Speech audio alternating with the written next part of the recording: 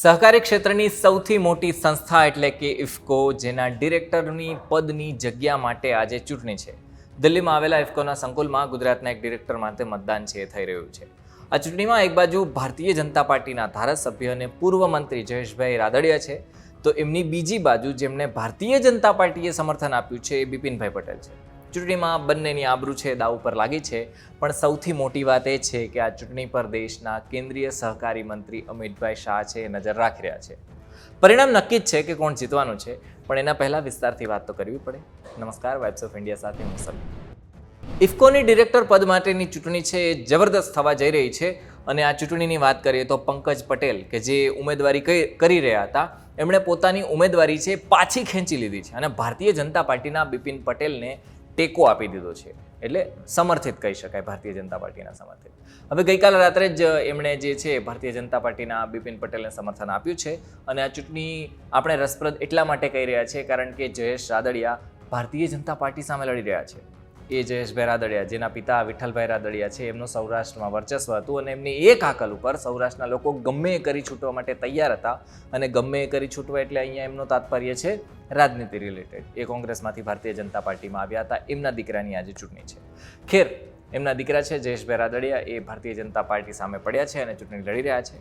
જયેશ રાદડિયા માટે અસ્તિત્વનો સવાલ છે અને બિપિન પટેલ છે એમના માટે આબરૂનો સવાલ છે.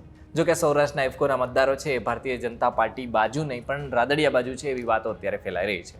ઇફકોની ડિરેક્ટરની ચૂંટણી છે એના માટે ગુજરાતમાં 182 મતદારો છે, એમાં લગભગ 120ની આજુબાજુ જયેશ રાદડિયા બાજુ છે એવી રીતના વાત સામે આવી રહી છે, અને બીજી બાજુ ભારતીય જનતા પાર્ટીનું જે સમર્થન છે એની બાજુ ઓછા છે. હવે એવું અત્યારે સામે આવી રહ્યું છે. બંનેની વાત કરીએ તો ઉમેદવારોની આપણે વાત કરીએ તો જયેશભાઈ રાદડિયા કે જે રાજકોટની જેતપુર બેઠક છે ત્યાંના ધારાસભ્ય છે, અને આ ઉપરાંત રાદડિયા રાજકોટ જિલ્લા સહકારી બેંકના ચેરમેન પણ છે. જ્યારે ભારતીય જનતા પાર્ટીએ જેમને સમર્થન આપ્યું છે એ બિપિનભાઈ પટેલ સહકારી ક્ષેત્રના પ્રમુખ છે. કેન્દ્રીય સહકારી મંત્રી અમિતભાઈ શાહની પણ આ ચૂંટણી પર સીધી નજર છે, કારણ કે આ સહકારી ક્ષેત્રની સૌથી મોટી સંસ્થા એટલે કે ઇફકોની ચૂંટણી થવા જઈ રહી છે.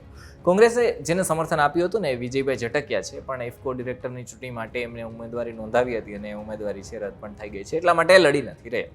આ ચૂંટણીમાં કુલ 182 મતદારો છે, બરોબર. એમાં 90થી વધુ છે એ સૌરાષ્ટ્રના છે, અને સૌરાષ્ટ્રનું જ આમાં વર્ચસ્વ છે. એકલા રાજકોટમાં જ 68 જેટલા મતદારો છે એ આમાં છે.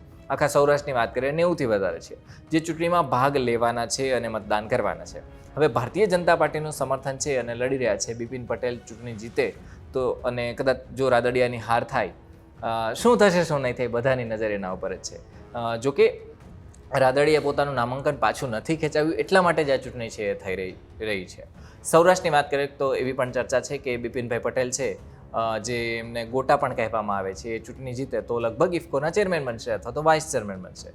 અને હાલમાં ભારતીય જનતા પાર્ટીના નેતા છે દિલીપભાઈ સંઘાણી, એ અત્યારે ચેરમેન છે.